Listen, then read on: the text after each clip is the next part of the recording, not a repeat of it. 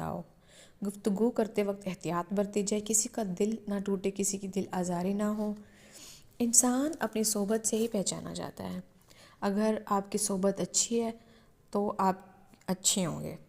اگر آپ باقی حاضرین محفل کو اپنے رنگ میں نہیں رنگ سکتے تو خود ان کے رنگ میں رنگنے کی بجائے سہولت سے الگ ہو جائیں۔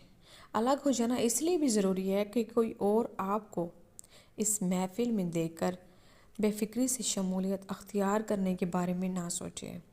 دیکھیں، خربوزے کو دیکھ کر رنگ پکڑتا ہے۔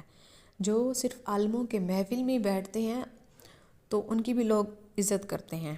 اگر آپ اس محفل کا حصہ ہیں تو وہاں کی بات وہاں سے باہر نہ نکالیں۔ وہاں پر ہوئی جو گفتگو ہے ایک امانت ہے آپ کے پاس، اس کی حفاظت آپ کی ذمہ داری ہے۔ اگر کسی ضرورت کے تحت لوگوں کو آپ کو